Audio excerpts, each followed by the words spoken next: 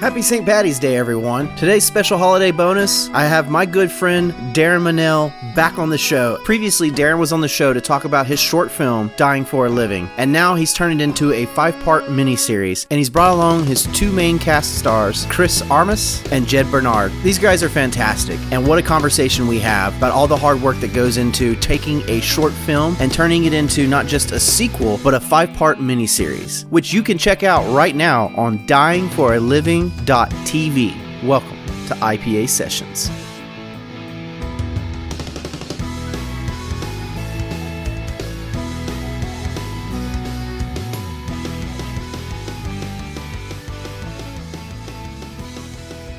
Welcome to IPA Sessions, a podcast for independent artists. I'm your host, Kay Jacob, and this is a place where we like to provide inspirations for practical application and entertainment. And today I have an amazing group of independent artists here. One is returning to the show to specifically talk about the newest chapter in his new series, Dying for a Living. Please welcome back Darin Munnell, the writer, director, and creator of the series, as well as his 2 starring actors, Armas and Jed Bernard.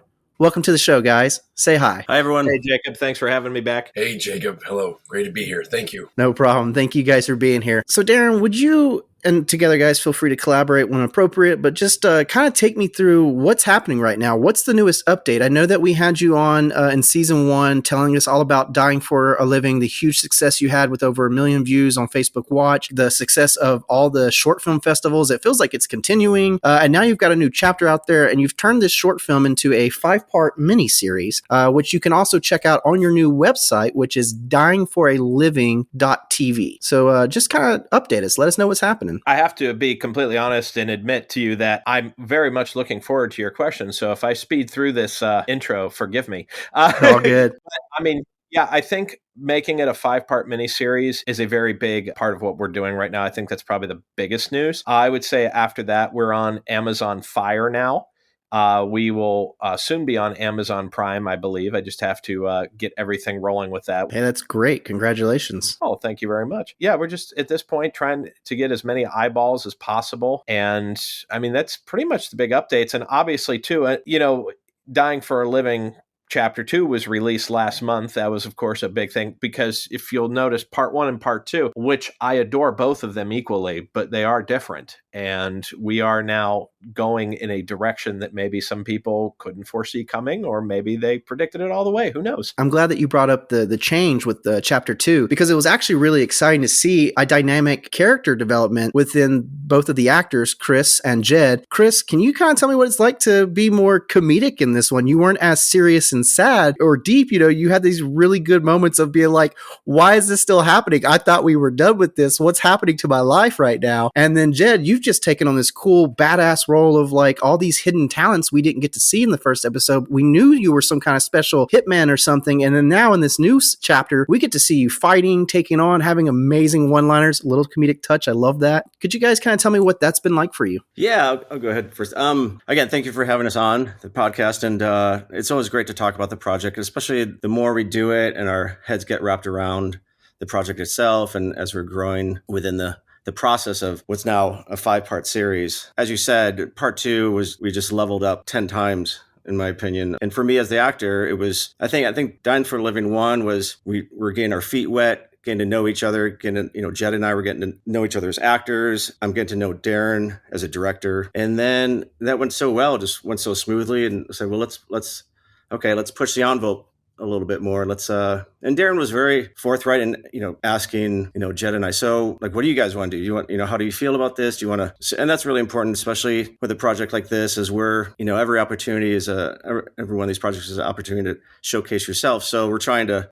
Darin's giving us this vehicle. Like I was saying to someone, to be a film actor, you got to do a film, like to really work on your craft. Yeah, that's very true. At the end of the day, you just got to make a film. You can't practice. You got to make a film. Put yourself out there. Yeah. Yeah. To really get your feet wet and to work on those chops, because it's such a different ballgame once you're on set. There's a full camera, it's action, so I've really enjoyed the whole process. Just finally, like game time, we practiced, so much and we've done little bits, but to have something of this magnitude, so, we're the starring roles, that we can also have the freedom, creative freedom, and have a a crew and team to be able to practice our craft and to fine tune it. So, and this is only number 2. So I'm looking forward to seeing what happens 3, 4, and 5, where it's going to go. I liked what you said too about, you got to put yourself out there. You got to start, if you're going to act.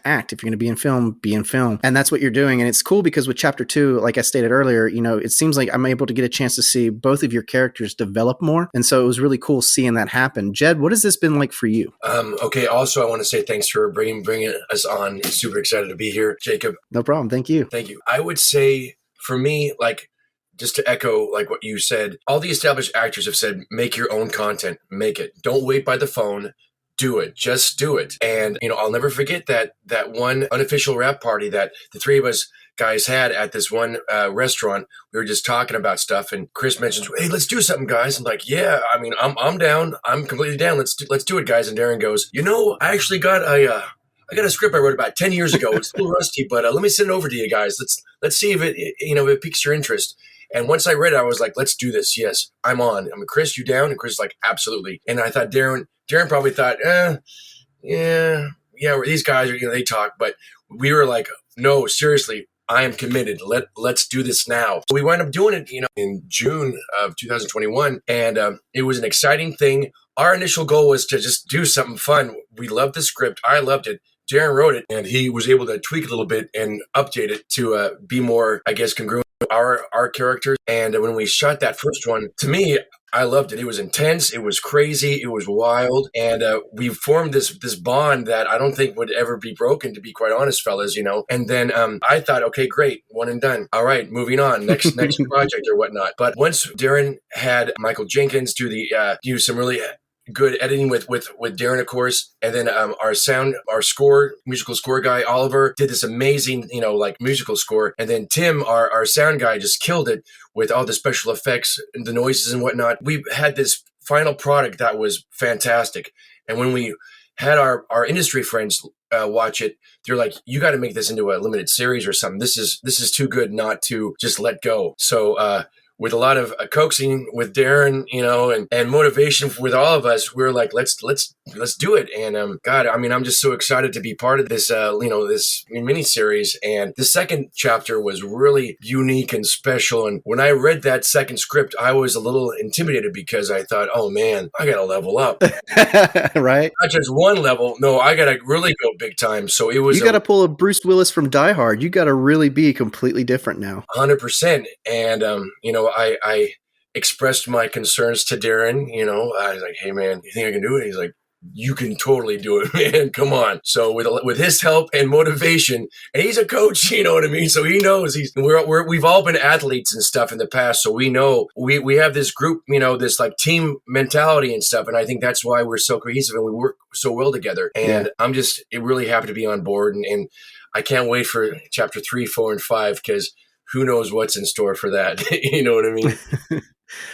And you did some actual, this sequel that you guys have made, chapter 2. The first one was a really good, super deep, drama driven short, and then you get into the sequel and you gotta up the ante. And so it becomes this badass, kind of cool, little funny, comedic action type film. And I personally, as a fan, I love it because it's my style of movie. Darin and I discussed this in the previous episode that we did together. And, I saw these videos of you, Jed, actually training. So you were doing some of your stunts there. What was that like? You kind of did a little of your own stunt work. Well, luckily I did all my stunts before, and we shot everything before a car accident. I got involved in a car accident. That was tough, but we shot everything before, thank the good Lord, before my car accident. But we did some, stunt rehearsal stuff, which was pretty intense. I did a couple of days of stunt work on projects in the past on TV shows and stuff. So I was familiar with that. I also took ballroom dance classes in college, which stunts, in some ways, to me, it's like a dance. It's like the tango in a way. There's certain steps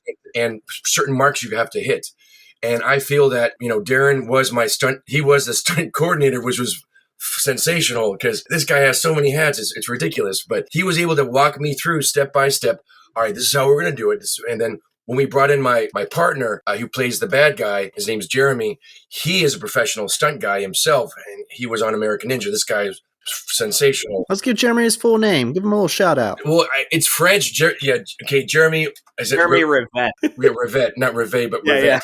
Yeah. So Rivette. great guy, awesome dude, Awesome. love him. And I told him during our we had a rehearsal day prior to actually shooting. I was like, hey man, so let you know, I'm not on your level. He's like, don't worry, just watch the face. I'm like, okay, I'll watch the face. So we were able to go ahead and do everything with the rehearsal. And then the next time we were able to shoot it. And, Darin's a perfectionist. Let's be real.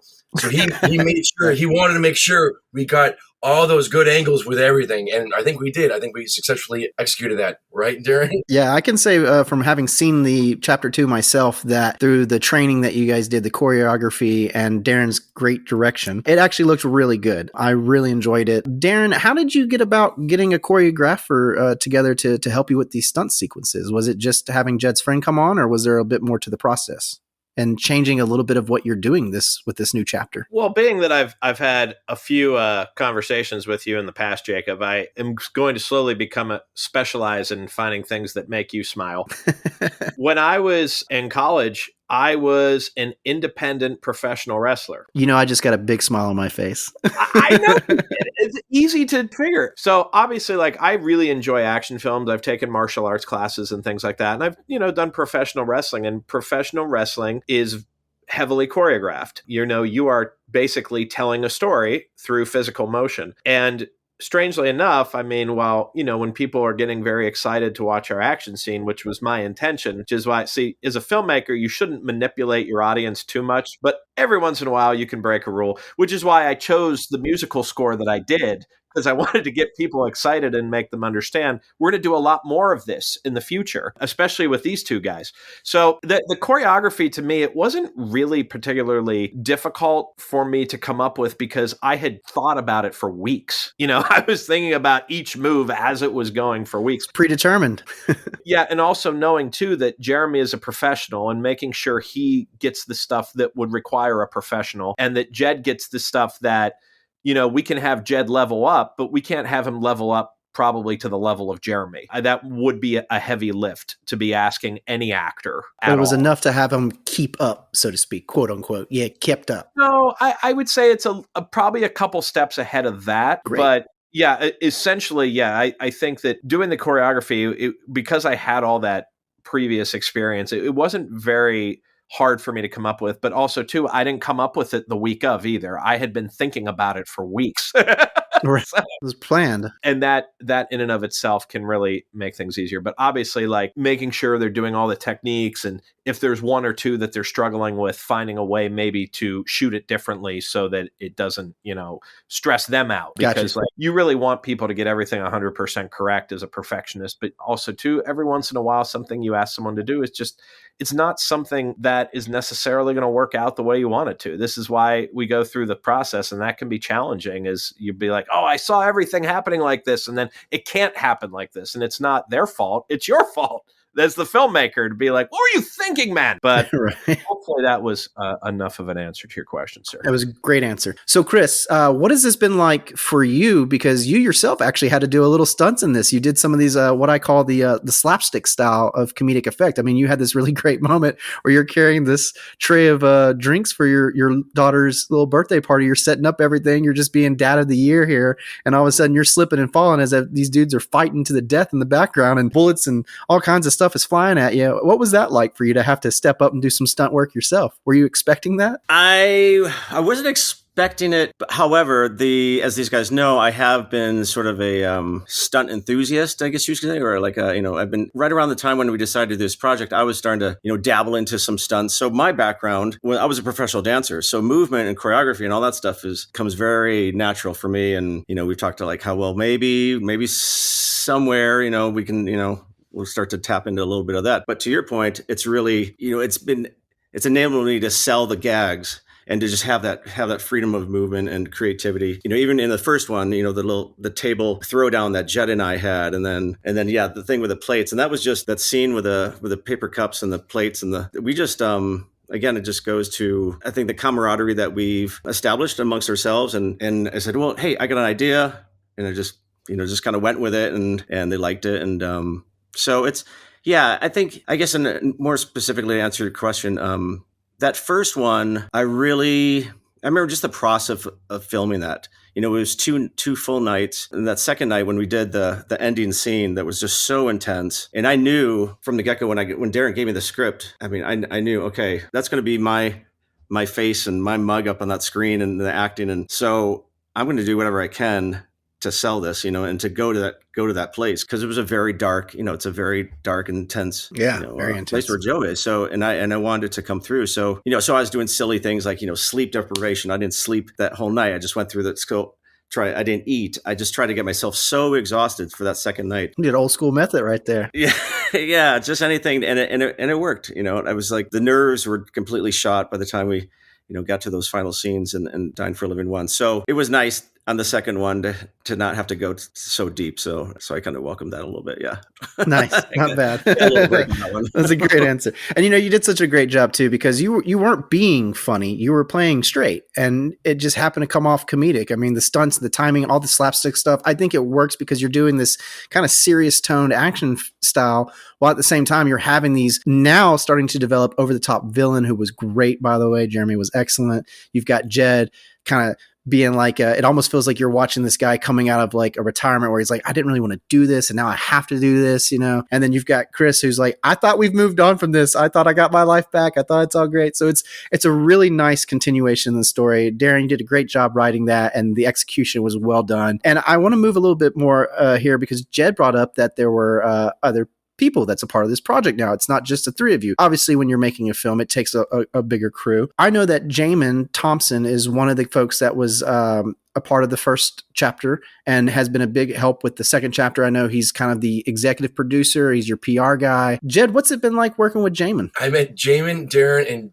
and Chris all at the same job. So Jamin he's family to me. So for him to share his ideas and strategy on how to propel this baby of ours further, it's been mind-blowing. Jamin's incredibly intelligent and incredibly resourceful as well. Spoiler alert, if you haven't seen chapter 2 yet, there's an opening montage for the credits, and it's amazing. And I cannot say that enough. I know that's cliche, but you guys got to watch it. It's very James Bond-like, and that was Jamin's idea, right? I mean, it was just really set the tone. And then I think he also did the posters for part 1 and part 2. So his marketing savvy, he's got this expertise and this finesse was his par excellence. And I'm happy to call him a friend and a brother, and also an amazing executive producer for this project. And I'm really happy he's on board, because once I thought you couldn't get better, he just sprinkled his little magic, special, unique, magical dust, and just made it even to a higher level. You know what I'm saying? So yeah, super excited with him on board. So love you. If you're listening, Jamin, we love you. Yeah. Yeah, shout out to Jamin Thompson. Thanks for helping get these guys out there. Great work you do. Also, there's been some new cast members for this new chapter, and of course, there's been some returning people as well. One of the returning people is, as Darin said before, Michael Jenkins. What's it like, Darin, for you to actually have Michael come back? I kind of feel like he's your go-to guy. Do you seem to trust him and work with him a lot? What's it been like having him still want to champion and be on board and continue working with you? So something that's really interesting in my personal experience as a filmmaker, and I don't know how many people have ever had this, because it just seems so unusual. Almost everyone I work with on the tech side and the acting side, they become like friends, personal friends. And we get to know each other way beyond the actual thing. So like Michael is a very good friend, which makes it even so much more rewarding to work with someone like him. Michael has a very unique skill set that almost no cinematographer I've ever met actually has. His background is in engineering. So he understands not just the physicality of cameras and how they operate, but he understands once you take that footage out and put it into a computer, he understands how that computer works like the back of his hand. And if he doesn't know something, okay, so you've all seen The Matrix, right? Remember that great moment when, they stick the needle in the back of Neo's head and Neo goes, I know Kung Fu. This is kind of what Michael's like with things he's never even seen before. So that's fantastic. Never met somebody who can troubleshoot like he can. He currently right now, and I'm not, trying to be a smart ass by any means here. I'm being 100% serious. Filmmaking is very easy for a guy like him. How easy is it? He is currently right now building racetracks for racing simulators. And he had never done it before until a couple months ago. And he has this expertly great thing. Like, he just has an unbelievable knowledge of technology. And what's interesting about Mike too, is even though he's got a major engineer brain, he also has a very good like human brain, in the sense that like the funny stuff we do in Dying for a Living part 1 and 2, he thinks it's funny too. Little quirks, tiny little details, because Michael's also an artist too. Usually people that are in the engineering world are just engineers. There's only one answer to everything. But with Michael, he has an artistic brain too. So it's really interesting to work with him, because he just has all these tech ideas that I've never heard of. Like, I mean, my background's in theater. So usually if you just give me the bodies and you give me a script, I make the magic happen. But with him, like, in a very positive way, I've been forced to learn how to use so many things that I never had to use before. And I'm so grateful for that. And yeah, that's pretty much Michael in a nutshell for me. Well, we know Darin's feelings on Michael and how he feels about him as his DP, but for the actors, how was your experience working with Michael? Chris, would you like to start with this? Sure. So in Dying for a Living 1, I didn't really talk much to Michael or Tim. It was very professional. Tim and Michael were doing their thing. Jed and I were doing our thing. There wasn't a lot of camaraderie or talking. Maybe because it was the first one, we're just so intent on wanting to get it right, and we're just getting to know each other. But the second one, when we did it, it was much more like, hey, how's this sound? Michael, what do you think? Tim, can you hear me okay? Do you need me to do more? So it wasn't just like going through Darin to talk to Tim and Michael like it was on the first one, or just waiting for Darin to give us the notes that they gave to him. It was really great to just kind of co-create, especially with Michael. Even some of the shots in Dying for a Living 2, like we had a little banter back and forth, and or the popular party cup scene, we'll call it the party cups. Yeah. That was like, yeah, that was like, hey, what do you think of this? Oh yeah, and like Darin said, I learned a lot on 2 about like, what does Michael need as cameraman, and what angles and what colors. Like I chose those cups purposely, different colors, because like, oh well, Michael's probably going to want different colors, and so he's great. Michael, and there's no airs with us, as intelligent and talented as he is. He was so just easy to work with, and it only makes the product that much better, and easy for Jed and I. Yeah. Right. And I mean, it sounds like not only did you guys level up, but as well as the crew. It feels like everyone with this project is just leveling up and becoming more, getting better. Jed, do you agree with that? Yeah, 100%. Like with every project you go on, you don't know how the dynamic is with the team. You don't know. I was on one independent film a couple years back where the DP, the cinematographer guy, had a yelling match with the director and then stormed off. And that like paused production for like a whole day, and was so awkward and so uncomfortable, and just killed the vibe of the project. And essentially the project was not good at all. But Darin, he has an eye for talent and also patience for people, but Darin knows how to communicate as well, and Darin knows how to cherry pick. They're the only the top tier people that he wants to work with that can share their ideas and challenge him, and also help him level up, as well as he helps them level up as well. So I think it's like a symbiotic relationship that he has with Jenkins. Yeah, like Chris said, that our first episode, or our first project, Dying for a Living, Chapter 1, Chris and I were really focused on just making sure we nailed, got our lines right, you know what I mean, and hit the beats properly and whatnot. Make it look good. Out of my in peripheral, I was seeing like Michael like doing these crazy looks, almost like, okay, he's looking for shadows, looking for the best angles and stuff. And then we find out that he had this special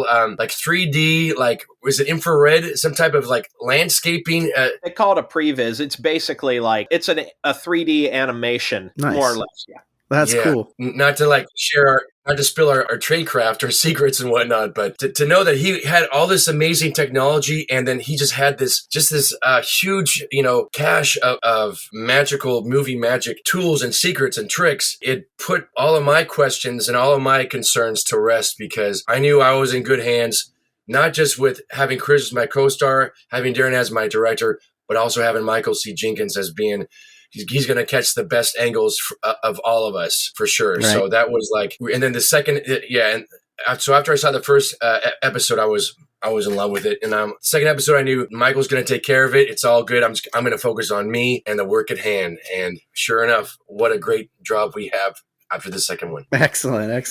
And, for my actors here, for Chris and for Jed, you guys, you weren't just the only stars for Chapter 2. You actually got to share some screen time, as we mentioned before, the villain, Jeremy. And then let's not forget the very talented Christina Jimenez, who was excellent, by the way. What was it like sharing screen time and getting a chance to work with new talent as well, and not just working with each other? Yeah, I'll jump in there first. Jeremy and I, we had gotten to know each other through The Rookie, and which was one of the shows that we were all doing some day playing on, and as well as through softball. And so Jeremy and I kind of, we had a little bit of familiarity with each other, but didn't fully know like how lock and loaded he was until we got here and he started doing his thing. So that was a lot of fun. And again, like I was saying, like a aspiring stunt person, we were able to have some playful moments on set. So I'll hand it over to Jed because I'm, hopefully looking forward to maybe I don't know, maybe we'll see, maybe Christina will come back. I don't know, but I was really impressed with her work as well. But I didn't have any opportunity to work with her. Excellent. Okay.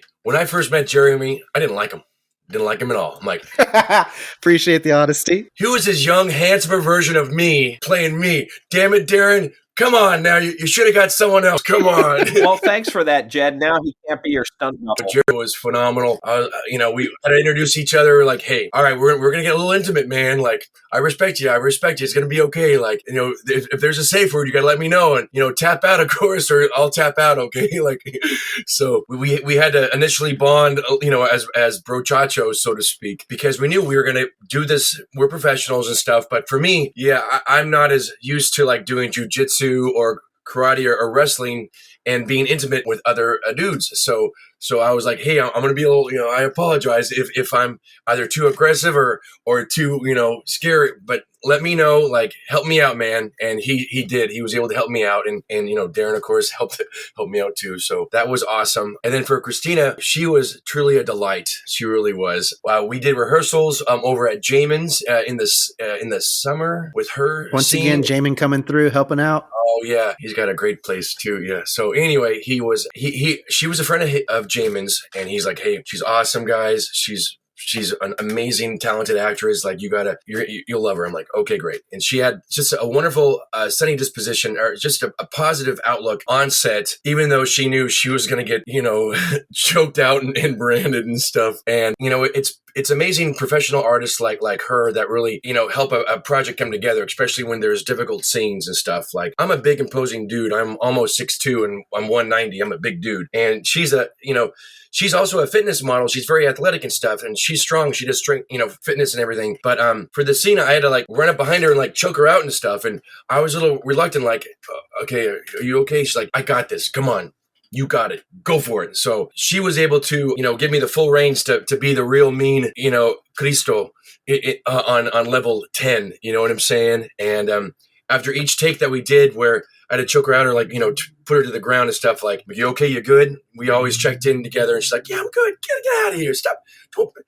I'm no baby. So it was really awesome to have her, be so amazing as an individual and professional, and also, it's an awesome team player. That's great to hear. Awesome. Thank you for sharing that, guys. I appreciate it. So this is kind of going back to Darin for this one. So you got your crew together again. You've got some new members. You've got a new cast. Everything's looking great. And you got this out fairly quickly. I mean, I feel like almost the moment we had our very first episode together, Darin, aired, where you're promoting Dying for a Living Part 1 and all the film festivals going on, you were just about finished with completion of Chapter 2. So you were already secretly doing this and getting it out there. How quick was this process for you this time around, and what all went into it for you? Basically, here's the thing, and I know this is the kind of stuff that like drives people nuts, like, so I'm always very careful because I do have a background in coaching and things of that nature, and when you guys obviously have all played video games, like the kind of video games I used to play were the ones where you run your own football team or you run your own organization or strategy. Like, I love to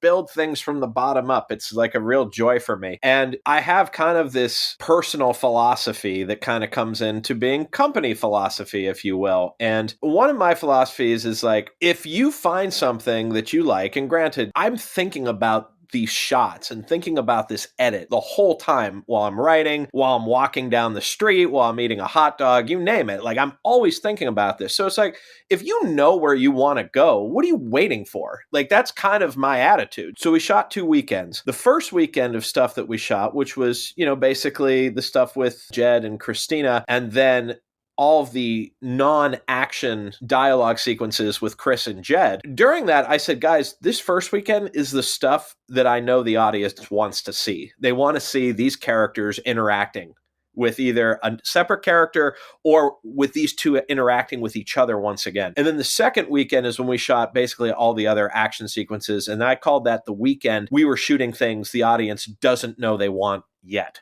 So after the first weekend, there's about 3 weeks in between, I'd say, both shoots. The second I got home, I was already editing everything we had already shot. Because why not? It's like I know what I want and it's easy. I don't do a lot of takes, so there's not a lot of footage to wash through, to be perfectly honest with you. Take advantage of your time too. Yeah. Smart. Yeah. So then the second week, I'm already rough cutting everything, which is, you're talking about over 90% of the work is getting done right away. So it's just a matter of just going from there. And I'll be honest, I think we should have got it out faster. That's on me though.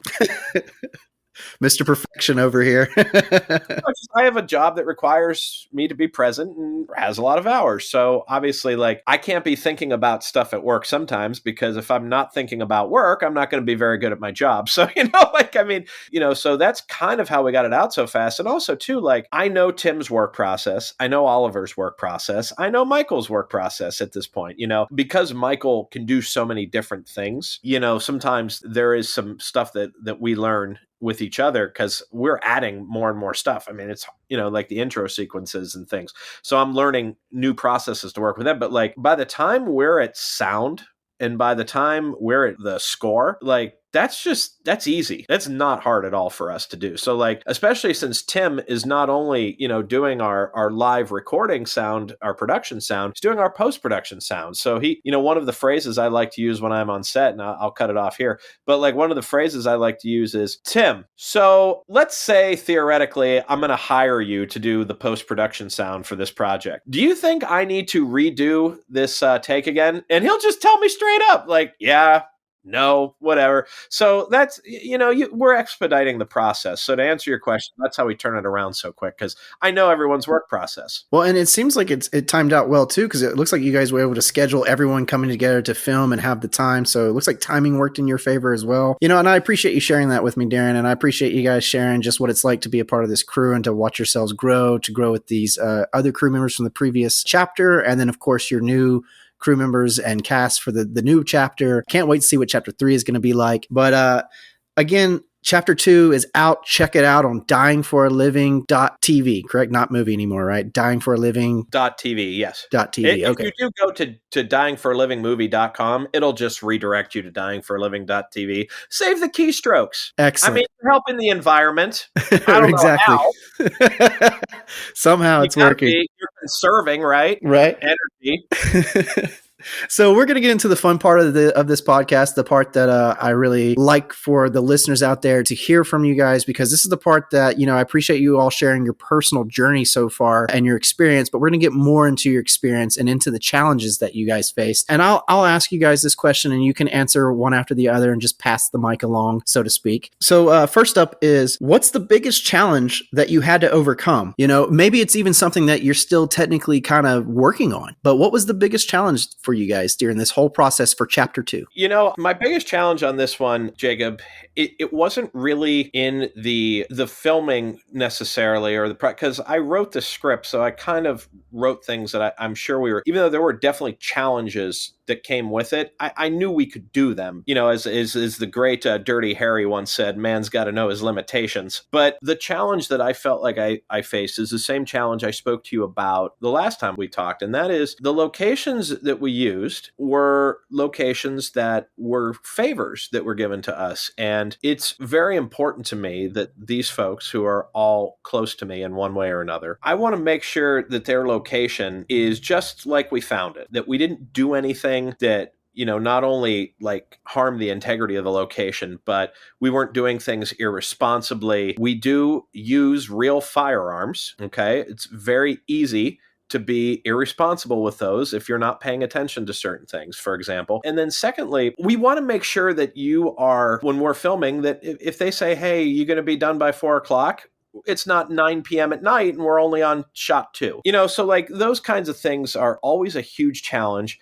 And a big shout out to Jenny, Dino, Josh, Larry, Cecilia for allowing us to shoot at their locations, because it's really hard to shoot without a proper location. I always used to kind of poke fun at people who, I'm like, why is it every LA short film has white walls in the background and is shot in an apartment? Like nobody wants to see that, so the fact that we're able to do little things like, what can improve your production value are props. You could, like, we used, party favors and things like that, and someone at the location actually helped wrap gifts for us, that's like so cool, like to just make that look that much better. So I would say locations are still always the challenge. As someone who works in locations for my 9-to-5 job, I really appreciate the way that you and your team treat the location and treat the owners for being kind enough to give you that location. Like you said before, you treat it like your own place, and I appreciate that. Chris, what do you feel is the biggest challenge that you've had to face? On the second one, I don't really have much to say too much on the second one, because I felt like I kind of had this one easy. I kind of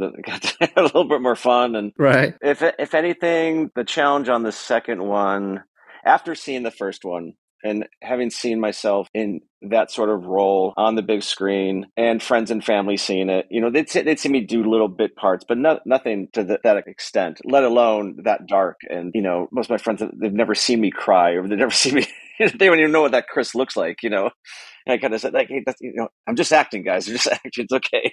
You opened up. You showed your emotional side. Yeah, exactly. So the second one, I think it was just, the more you do something, then the more you see it and understand it and want to make it even better, and you understand the intricacies. And Darin and I would have a lot of conversations on set, like, and maybe almost to the point, like, I didn't know if I was, annoying him, because I was like, well, yeah, but let me know, am I doing this right? Because we did it this way, and just bringing these real detailed type stuff to the product. But again, because I saw the first one, and it's like, wow, okay. As much as I love the first one, like, in my own head, I was like, oh, well, okay, this next one I want to do a little better. I want to be more aware. So maybe that was the challenge.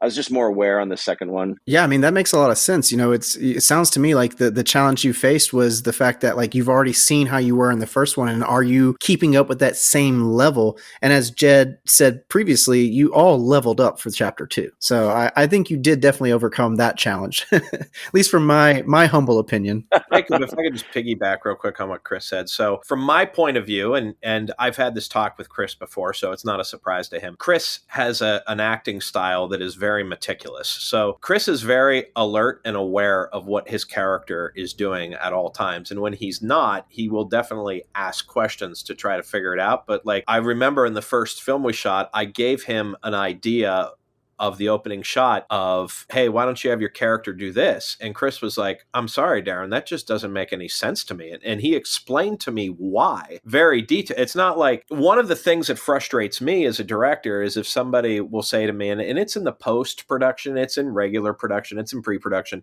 you can't say no to me without a reason behind why you said no, or else nothing is going to be productively accomplished. And I appreciate that Chris did that, because Chris was correct. I was not correct in that situation. And it's because he's meticulous, I have to also realize that when I'm communicating with him and when I'm working with him. And there's an advantage to working with an actor who's very meticulous, and there's an advantage to working with an actor that's very shoot from the hip. It's just, you kind of have to know how to adjust appropriately to it. So, just to kind of say what Chris said, like, when he says, am I being annoying asking questions? The answer is no. That his acting style is to be meticulous. Like, I mean, Chris isn't, laughing and dancing a jig in between shots. Like, I mean, he's focused on his character. And that's why, part of the reason why not only he gives a great performance, but also part of the reason why we don't shoot for 19 hours. That's great. Yeah. Makes everyone happy. I think it's wonderful too that you've opened up a line of communication with your cast and your crew, and that everyone feels comfortable talking to you and telling you what's up, especially when they're like, hey, I don't agree with this, and I know why I don't agree with this, and they feel comfortable letting you know why they don't agree, and you are receptive to hearing what they have to say and go, all right, let's work with this. Let's go from here. And I think that's great. I think that definitely, like you said, it helps you move along. It helps you get those days in that you need without going over for no reason. And as Jed said before, you don't have those blow-ups where people walk away and it just kills the feeling and the mood on set. And speaking of Jed, what was the biggest challenge for you for Chapter 2? Oh, man, it was all a challenge for me. I knew Darin's like, all right, you can bring your A game. I'm like, what? Read the script. I'm like, oh, man. And, I'm sorry to cut you off, but I do feel like in Chapter 1, the leading man was Chris. And now Chapter 2, it's all about Christo, it feels. So you really are stepping it up in this one. I'm sorry to cut you off. I just wanted to point that out for the listeners.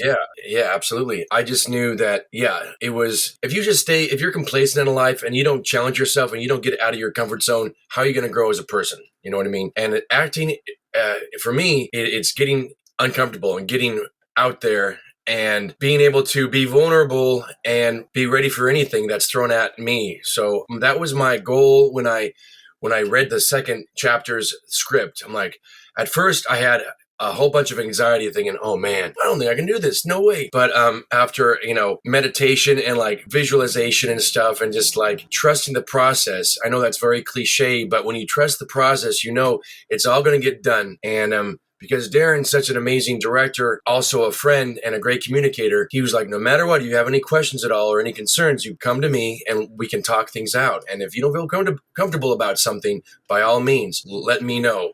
And to have that open dialogue was incredibly crucial for this performance that we got captured in this final episode. I just knew it was going to be an uphill battle for me because I had to do a lot of things, a lot of stunts, a lot of crazy things, but I knew it was all going to be all right. Because I knew I was with my buddies. It was tough for me because, there were so many challenges, but I knew it was all going to work itself out no matter what. I had some issues that first episode. I was afraid of doing certain things like, God, I don't want to kick his butt. I don't want to punch him.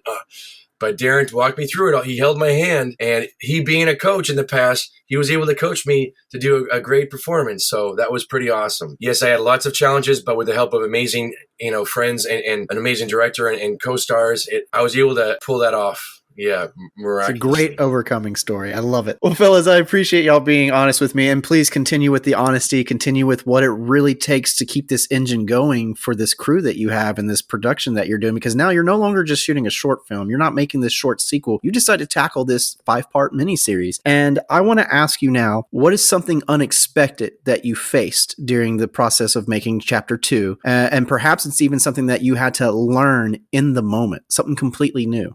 Darin, I'll let you go first because I know that you're very experienced with these projects. You talked to us about your history a bit in the previous episodes. Was there anything unexpected that you came across during this Chapter 2? I'm going to go with something pretty simple because, I could, think about this for long periods of time and it could, just slow the whole process down. But when I showed up with the 12 by silk, and Michael literally just looked at me, he's like, okay, go ahead and build this. What?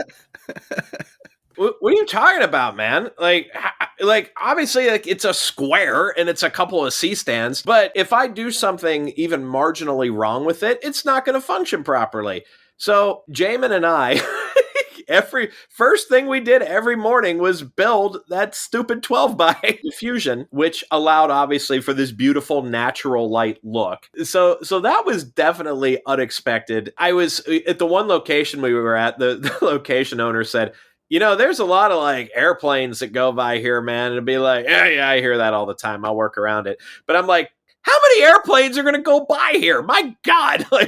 So then during the fight scene, like we had a very uncooperative son, to say the least. So I mean, that kind of stuff, I would say that's probably the most unexpected stuff. And I will be prepping appropriately next time for that. Excellent. Yeah, that sun never works out how we want it for. We never get the right natural lighting we want. And, again, it sounds like once again, Jamin earning those executive producer points right there. He's just on it. Jed, what was it? Was there anything unexpected from your experience for Chapter 2? Yeah, I would say we shot the outdoor fight scene over there in Granada Hills, which is right in the flight path of Burbank Bob Hope International Airport.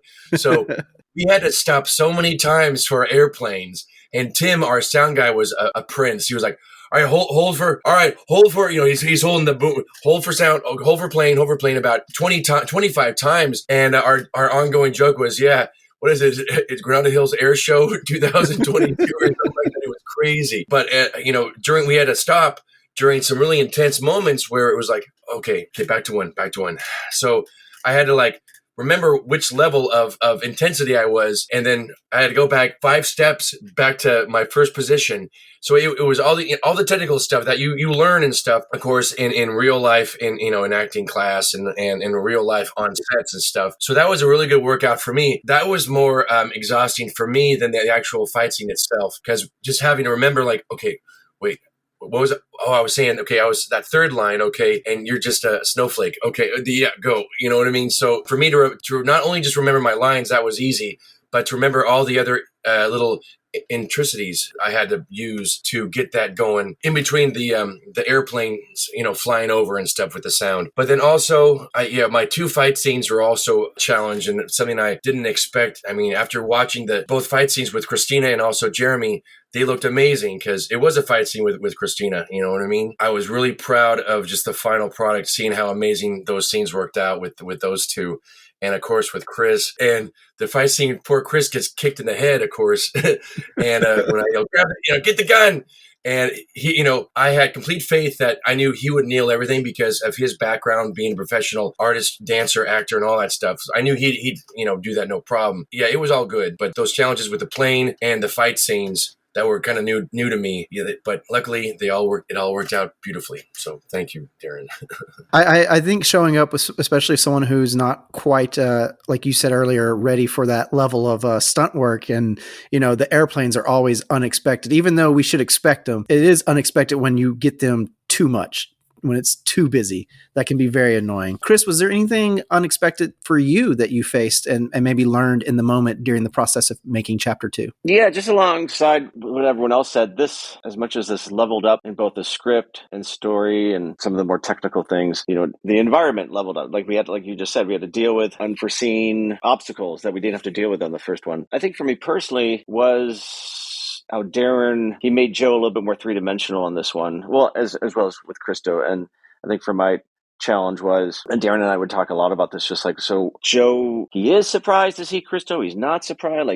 He's fearful. He's not fearful. So, and when you watch it, that's what we try to, it's not the same Joe from number one. Joe's a little bit more wise this time. And that was really important, for me, just as the actor, and just wanted to sink my teeth into something a little bit more. And that's what I appreciated with Darin providing in the script, to bring out different levels. But just in the last scene, so much has happened beforehand, but just within that, trying to navigate these little bits in the script where Joe's going from here to there to here to there, a lot of up and down. And, but that also makes it a lot more just satisfying, right? To have to work so hard. Yeah. So, and it pays off. And you did a great job too with that whole, when Christo shows up, Joe sees him, and you're right, you do get this great expression of recognition of, I know who Christo is, but then you also have this level of uncomfortness, you're uncomfortable because you know who he is.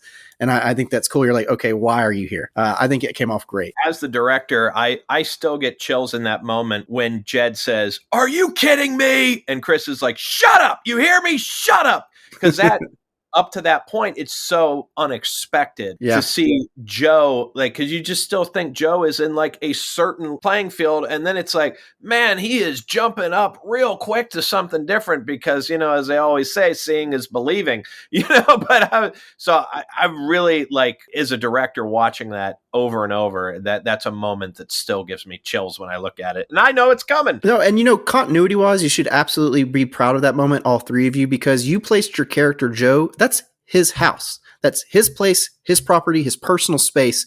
Christo stepped in. Christo came into his area. So yeah, I'm glad Joe showed a bit of a backbone, and he's like, hey, wait, we're not at your bar. We're not at this location. Like, this is my home. And I love that. It was great. It really helps bring that character more to life. So excellent work all around on that. And I think it helped because it was my home. Hey, there you go. So I could pull from very real. I mean, to your point, in all seriousness, that was my, my intention, in those scenes was, okay, this place, Chris. This is your home. Your wife's inside. Go there. This is what it's all about. If you really want to, because the camera picks up everything, and so as real as I could be, as real as I could make it. So I definitely used the environment and all the surroundings to make it as real as possible. Yeah. Once again, pulling out that method acting of yours. So this is normally a question I ask as an individual, but I kind of want to ask as a group, what is a hard reality that you all had to deal with and accept? Something discouraging as a group during the process of chapter 2 that you all had to accept, that this is a reality. We have to accept this and move forward. So generally speaking, I always kind of look at the thing of just as long as I personally am getting an opportunity to create film, be it in front of or behind the camera, it's always a joy and a delight for me. But from a work ethic perspective, because the son was so uncooperative, we literally had to shut down shooting for about 2 hours. And oh my God, that's insane. And I allowed Jeremy, he was house sitting and he had to take care of a dog real quick. But I'm just like, Michael, can we shoot? He's like, trust me, Darin, don't shoot. It's not worth it.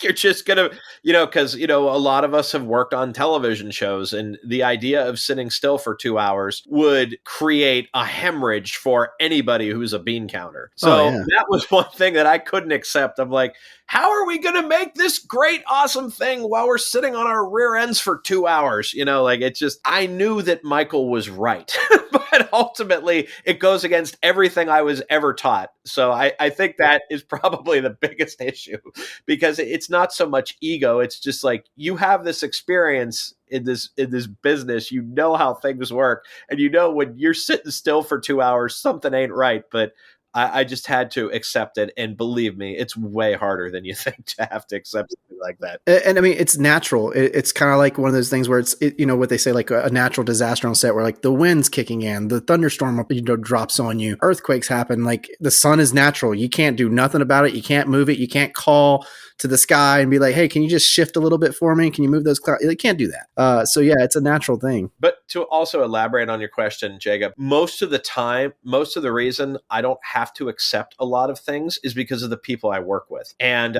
I would like to give an additional shout out, because he's not here, Oliver. Oliver solves not only so many of your problems in editing and transitions, but he elevates your products to whole new levels with his music. It's outstanding. On the sound side, Tim also does the same thing. And, these guys know how I feel about it. I don't want to take too much time, but, it's just, when you work with great people, you don't have to eat a lot of crow. Fair enough. Do you guys agree with Darin on that? Was that a real hard reality for everyone to face, was the damn sun being in the way? Yeah, I think that's pretty much it.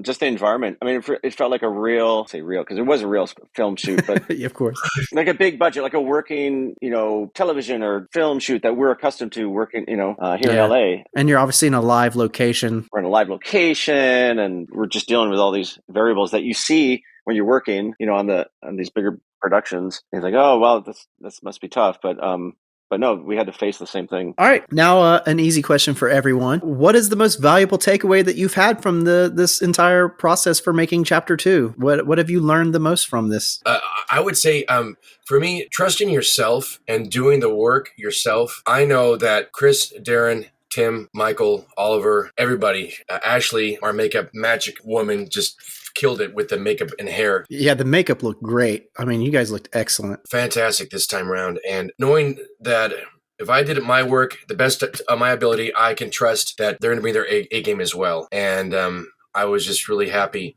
knowing that, if anyone I have to worry about, it'll be myself, because I know they're going to be on their A game in their corner and they're going to kill it doing their job. So that in itself, and the love and respect that I have for them, my team, because we are a team, I know I got to push myself even more, because I want to be just as good as them, if that makes sense. That's what I have to say about that. No, that's a great answer. I love hearing that. It's a great takeaway to have. Chris, what about you? Very similar to what Jed said. I love the familiarity of just working with all these people again, even though, again, maybe on paper, my part wasn't as hefty in comparison to what Jed had to do with this one. And again, props to Jed for pulling it off. He did such a great job. And but I appreciate it just a lot easier just to do the work. I didn't have to, I know we talked about unforeseen obstacles and like come up, but at least we could control our attitude and the vibe and the feeling amongst that. So that was probably the best thing I loved about this second one. And it's encouraging as we have decided to move forward with 3 more. Right. Gives more confidence. Okay, because I'm already thinking like on this third one, like, we went up that much on the second one. Let's maybe even double that on this third one. Let's, in terms of everything. Because I guess to wrap it all up is because I know everyone is committed to it. Like this isn't just some work for hire gig. Like everyone, it's a real passion project. It feels like for everybody. Yeah. And I mean, it also kind of goes into that whole, leveling up part that you guys talked about. It sounds like that's a lot of what contributes to it, and having you guys not only grow personally as actors and creators, but as a team. You grew together. You didn't just level up on your own. You leveled up as a group. I think that's great. Darin, what about you? What was a great, valuable takeaway you had from this process for chapter 2? To preface my takeaway, I heard a podcast with, in my opinion, the great Jason Blum, who runs Blumhouse Productions. You won't get an argument from me. He had a great suggestion where he said, you know what? When you're making content, maybe you should make it 100 times. And if you see growth, if you see value in what you're doing, you should keep doing it. If you don't, you should find another line of work. And I know that's really simplistic, but it's also not. So I've made a lot of content in the past, and there's certain expectations I have every time that I'm doing new content. And Dying for a Living 2, like, it's better than part 1 in certain ways, but it's also, part 1's better than part 2 in certain ways. It just depends how you want to look at it. I think it comes down to, stylistically, what do you like as a viewer? Do you like something that's suspenseful, that's tense? Do you like dramatic human relationships? And based on that, you'll probably figure out what it is you like more. But the takeaway is that seeing is believing in a lot of ways. And my goals personally for this project have been achieved thanks to these guys. One of which is like, I like to watch Dying for a Living with other people in my presence because it gives me really interesting insight. And I was watching part 1 with Ashley, who does makeup on part 2, and she wasn't laughing at anything in part 1. She was very intently focused on what was happening. Now, Christo is supposed to be kind of funny. There's no question about it. Like, and I'm like, I want you to come back to this character in part 2. And those things you didn't laugh at in part 1, I want you to laugh at in part 2. So like when Christo uses lines like, the bodies I buried, they're all dead, trust me. And people are laughing at that. I'm like, okay, so that's been achieved. And then also thanks for playing. Thanks for playing, yeah. And with Chris in his role, I really wanted to lull the audience to sleep in the sense thinking that, oh, Joe's just this guy who's just kind of a little delusional about what's happening in front of him. He doesn't believe it, because why would he believe what he's seeing? And then all of a sudden it's, shut up, you hear me? Shut up. Like, I want you to be surprised by that. And I think what our specialty has become, if you want to have a great sports team, you need an identity. If you want to have a great film or a great series, you need to have an identity. And our identity right now is we make very strong choices, not Nicolas Cage strong choices, but like actual strong choices of doing things. Like if you remember in part 1, just as an example, Jed has this dead stare, like literally intense stare, and it goes on for a very long time. Strong choice, but it captured people as I thought it would. And number 2, we're full of surprises. And if you think that you've seen all the surprises that are coming, trust me, you haven't. Part 3, my very good friend, Ronnie Lewis Jr. and I wrote part 3 together. And I'm telling you, if you think you've seen every surprise, you are going to get overwhelmed with surprises in part 3. I promise you that. And that's my biggest takeaway, is we established an identity and we are pushing the identity right in front of you. of what our project is. As I talked to you in part 1 about Jacob, I have opinions about life. I have opinions about politics. I have opinions about this, that, and the other. None of that should ever be reflective in my art. And I'm very proud that none of that is coming through here right now. There's nothing controversial about what we do outside of how good do you think it is? I like that. Can you enjoy it or can you not enjoy it? And I love the fact that because we never intended to go past part 1, we think we know where we're going with the story, but we don't fully know where we're going. And that creates the best art. You can't always know exactly where you're going, or you're not paying attention to what you just did. So that is my master takeaway. Don't be afraid to not know where you're going at all times. Excellent. I love hearing that. But getting near the end here, we talked about the unexpected, all the challenges that you faced and the process that went into this with everyone leveling up and really bringing their A game for chapter 2. But I want to ask specifically, I want to ask Darin, what did you want from this project? What did you want from chapter 2? Okay, so here's a real life example preface. Shane Black, a popular screenwriter / director. Yeah. Who doesn't love Lethal Weapons? Shane Black wrote a treatment for Lethal Weapon 2 where he killed Mel Gibson's character at the end. And they asked him, why would you kill Mel Gibson's character at the end? And he said, I don't want any more sequels to Lethal Weapon. So I'm one of those people that I'm not a big sequel guy because I didn't come up on sequels. Like you have your original idea, like The Goonies. Hey, you've got 105 minutes to tell the story of The Goonies, and then you move on to the next story, be it Top Gun, which I know Chris is a huge fan of, or, just you take any individual film like that. That's kind of how I was brought. So I wanted part 2 to be a continuation, but I wanted it to be very different. Because when I make a project as a writer-director, the most important people to me, other than the cast and crew, are the audience. I do everything for that audience, and I try to sit in their chair and think about, what are they going to think? We were watching, first time we watched part 1 with Chris, Jed, and Chris's wife. She had kind of predicted in the beginning where she thought everything was going to go. And then she kind of like, oh my gosh, wait, you did this, you did that, you did that. That's the kind of stuff that I love to hear from an audience because I don't want to be predictable. But I also try to, as a filmmaker, understand what are you going to predict and how can I throw a curveball to get you in a different direction? And that's like the whole plan. So with part 2, I wanted to continue it, but because we had no plan to continue it, I wanted you to be completely surprised about everything you saw. And also too, while showcasing some great shots, and we could talk about film technique another time, but like that was pretty much my whole goal, is to just continue this in a way that nobody sees coming, but oh my God, they're going to have a great time.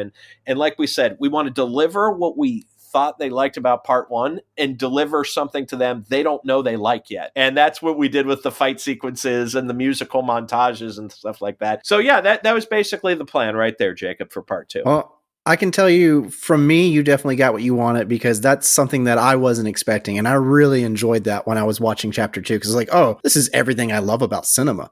Like you hit every note. As someone who has my kind of taste, I really appreciate that. Thank you. And thank you for sharing that with us, Darin. But my next question is actually for your 2 amazing actors here, Jed and Chris, because we talked to you previously, Darin, and we know what drives you and what motivates you. But I'd like to know, Jed and Chris, what's your drive? What's your motivation? Chris, you go first.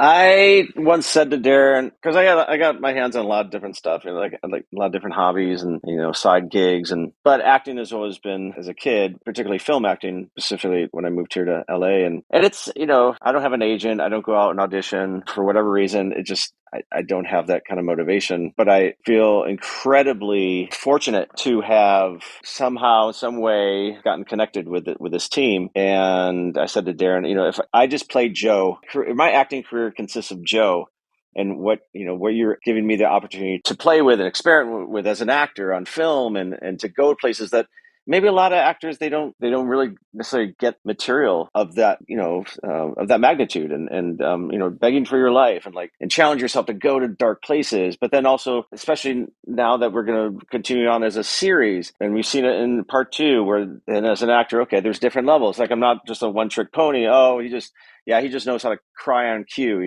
No.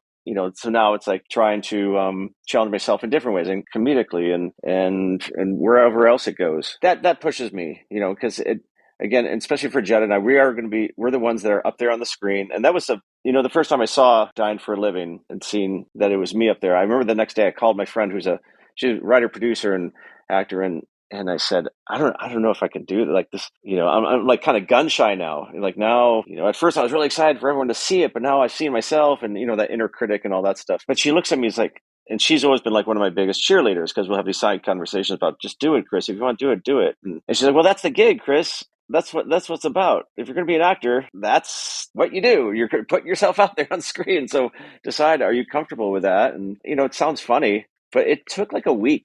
I had a little shell shock after the first one. So it took about a week for me to be like, okay, this is what it is. I'm okay with this. It's a process. It's all a huge learning curve, especially starting at this level.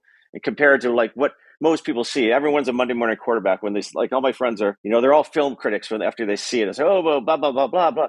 Yeah, we don't have like a multi-million-dollar budget. Right. So like, can you appreciate what we did do? And something that Darin was saying that sparked this thought, the last thing I'll say is, as I'm getting to know and really appreciate this short film world, and whether money to come of it, regardless. If you love film, you like making films, just start making short films. It's a great community. There's so much technology out there, so many tools that you can just start making films and just see if you even like it. Maybe because again, everyone's like Steven Spielberg. Everyone's got this great idea, but to actually do it is a whole different thing. And like this podcast, as an enthusiast, if you really love making films, just do it and let it take off. It doesn't have to be a Michael Bay feature. Don't let the big guys knock you down. Just do it for the craft of making films and learning, okay, so how can I use the camera to play with the different scenes and to create tension? That's what I'm learning from Darin, and as well as with Jenkins and even Tim. Like now how much I appreciate the sound. It's just made me appreciate the craft of filmmaking so much more. That is excellent to hear. Appreciate you sharing your drive with us. And I appreciate the bit of advice. I mean, a lot of people say that too when it comes to advice. Just do it. Go out there and do it,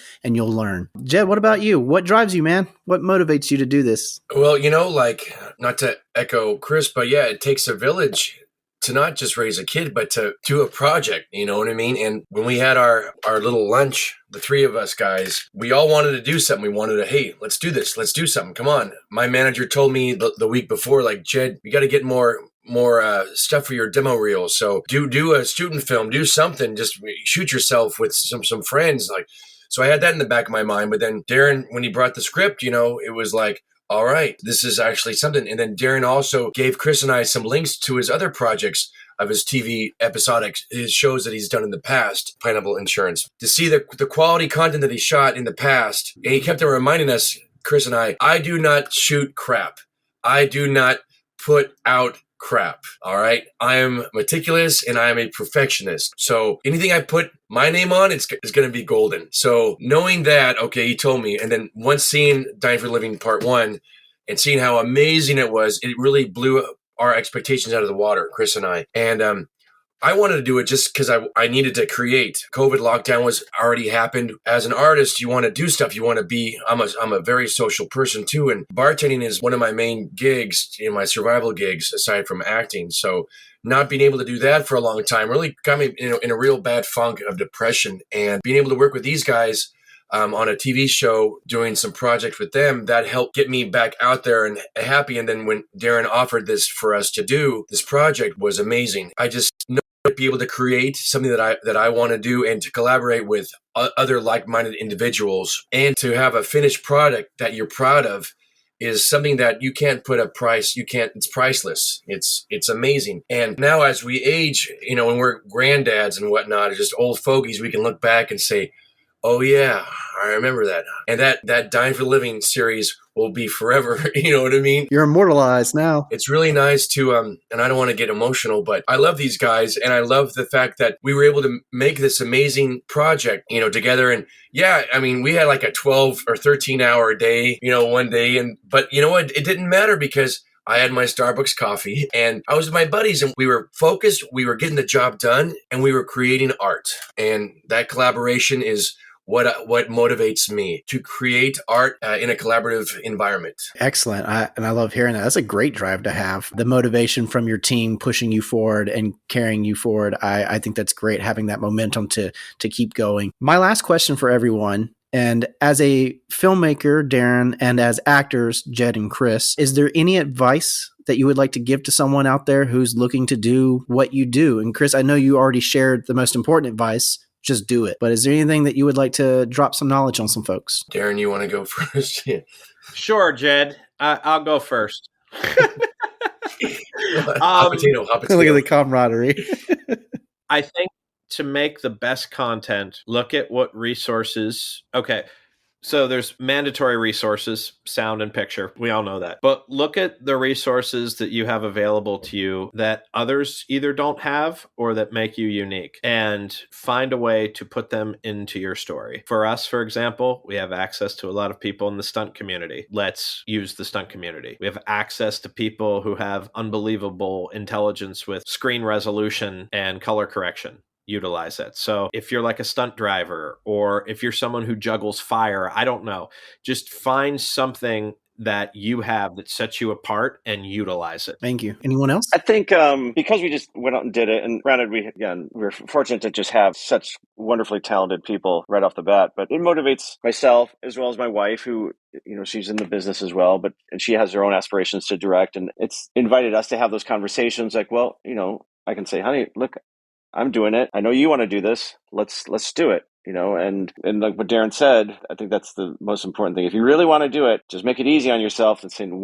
so what do I have? So what resources can I have? And maybe through that, if you're looking for a story idea, maybe that will be, the seed to create a story. If that's where you're having trouble with, or maybe you have a story and you have a script, but you don't have the technical abilities. You're not a camera person, or you don't know those people. Let's start reaching out, especially with social media. There's so many opportunities to connect with. Wherever you live, there's people that are, I guarantee, that are interested in doing it. And it's just taking that again, it sounds kind of cliche, but just take that leap, set that intention. That's what I want to do, and you'll be surprised. Things will happen, and there's just so many resources out there. Don't let fear of failure. You're going to make mistakes. You're going to fail. It's not going to be great, but depends on what is that expectation. And if you just have the simple expectation, like, I want to create something, I want to put something out there on some content, well, then you've already won. I mean, it's really the process that you should be aspiring to do. Excellent. Appreciate you sharing that. That's great. That's great advice too. Just dropping all kinds of knowledge today, Chris. Thank you. Jed, what do you got for us? For the longest time, I suffered from imposter syndrome. And if you don't know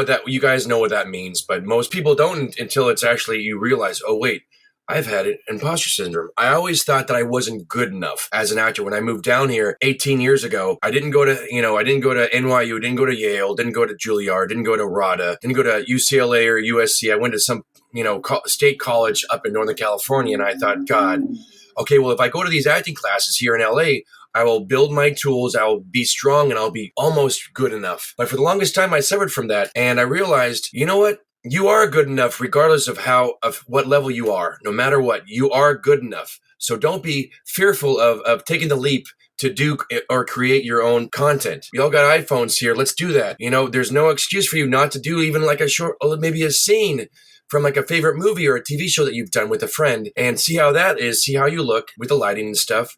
You can always tweak it and experiment. You know what I mean? And it's always nice to do things with other people. This would not have been realized if Darin didn't have all these amazing people that are working with him. You know what I'm saying? Like, it takes a village. But it's important to understand that, you have to collaborate to do these things. And you got to be a team player for sure. There's no room for ego when it comes to art. Come on, guys. Like, if you want to do something, it's going to be, you got to love it. It's got to be in your heart. Your passion, it comes within. It's not because you want to impress some girls over there, or impress, your bully in junior high school because you're now a cool director or actor or what have you. No, you got to do it because you want to do it. You know what I'm saying? So don't waste your time thinking you're going to do this to please other people. Do it for yourself and go for it. Yeah, like Chris said, and also Darin, yeah, go for it. And, reach out to other people. There's a lot of things available for you. Go for it.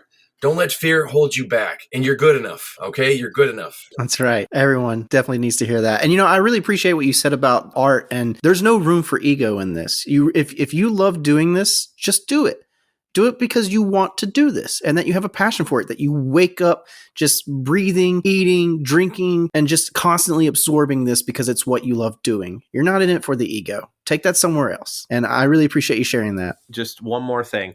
Don't be intimidated by the film festival circuit. These are not $20 million short films that are being shot, okay? These are people who just had an idea just like we did, okay? Just don't be intimidated by that crowd. Just don't. I love hearing that too. Thank you. That is great advice. And you even elaborated on that before, that it's a lot of people out there just like us. You're not competing in these short film festivals against, the greats out there. You're not going up against Francis Ford Coppola. You're not going up against all these guys who know what they're doing and have been doing it. You're going to go up against other folks just like yourself that have a passion and have a drive and they want to do this. And if you just get together, pull your resources and do it, you too can end up just like Darin and Jed and Chris and be successful and have a hit and know that people love it and they're receptive and that it allows you to continue making more content. And I really appreciate you guys being here today. Thank you so much for coming on again, Darin. Thank you for bringing Jed and Chris along. Guys, I really appreciate you being here. It's nice to have the actor's perspective during this process because, we hear a lot of talk from Darin. He loves that, but it's really cool to hear you guys backing up all his talk. So, I bow myself to you, Darin. You've been backed up. I appreciate it. It's no lie. The guy knows what he's talking about. Me too. We're not worthy. Please do not make an idol of me. Although please do not make an idol of me. No, he's just a guy doing what he loves, and everyone else can do the same. I am just a guy. Just a guy. Guys, thank you so much. Please, this is the end of the segment where I like to give the platform back over to you, even though you've had it this whole time. It's all about you. Today has been all about Dying for a Living, Chapter 2. Please put yourself out there. Where can we go and watch this mini-series now? And where, if anyone wants to reach out to you or follow you on social media, how can we get in touch? Well, the website, dyingforaliving.tv, is where we would most prefer you to be. It'll take you everywhere you need to go. I believe there's a YouTube link on there. There is an Amazon Fire link, which, by the way, guys, during this interview, I was setting up. Jamin was kind enough as a Christmas gift to give me an Amazon 4K Fire Stick. So I just downloaded Dying for a Living Part 1 and 2. I can see it right here, right now. But those are the two platforms that I would say is best. And if you want to follow me on Instagram, I'm just my full name, just at Darin Munnell. You can also find us on Instagram at Dying for a Living Movie. And you can find us on Twitter and such too. But just go to the website. It's better anyway. Dyingforaliving.tv. I love it. What about you guys? Can we find you anywhere? Yeah, you can find me on Instagram at the Chris Armas. So the Chris Armas, ARMAS. Yeah, I would love if anyone has, especially if you're in the LA area, you have some little projects. I'm always open to receive some conversations about collaborating, and the more collaborations, the more content and or opportunities to practice. I welcome it, and really hope you enjoy what we've been doing with parts 1 and 2. We promise that we will make it worth your while. 3, 4, and 5. That's our promise to you. Excellent. Yeah. And for me, you can find me on Instagram as well at Jed_Bernard. I kind of have a unique mug, so you'll be able to see me. There's not too many other Jed Bernards out there. Also Facebook. Like Chris said, I'm open to do collaborations as well. I love making art. And if I got free time and if I got a weekend open, if I'm not bartending at night, hit me up and see if we can do something. I'm good to create. I love creating art. Let's do it. And yeah, like Chris and Darin said, we're going to be ready for 3, 4, and 5. They're going to be some great ones for sure. Thanks for watching. Thank you. And their day rate, by the way, filmmakers starts at $15,000 a day. So just make There you have it. And as always, listeners, there will be links in the show notes, so check it out to find these guys and to check out their to check out their new mini-series, Dying for a Living. Chapters 1 and Chapter 2 out right now. Guys, thank you so much again. And you heard it here first. You've got an amazing filmmaker, Darin Munnell, and you've got 2 amazing, hungry actors ready to do it again. Work on your project. Come work on theirs. Have a good time all around and just go out there and do it, guys. Pull your resources and make something. I appreciate everyone tuning in. I appreciate you guys being here. Thank you so much. I just want to say I hope everyone listening found something inspiring in this, something educational and encouraging to let you know that you too can go out there and do this. So until next time, stay golden. Thanks for listening. Please be sure to rate and review and click that subscribe button for new bi-weekly episodes. As always, the theme music is provided by The Erica Page. Follow us on social media at IPA Sessions Podcast. We're on Facebook, Twitter, Instagram, and now we have a TikTok and YouTube. All information and links are in the show notes, so show some love and support for these amazing indie artists. And if you'd like to come on and share your journey as an independent artist, reach out to me via email at ipasessionspodcast@gmail.com. Till next time, I hope you found some inspirations for practical application and entertainment.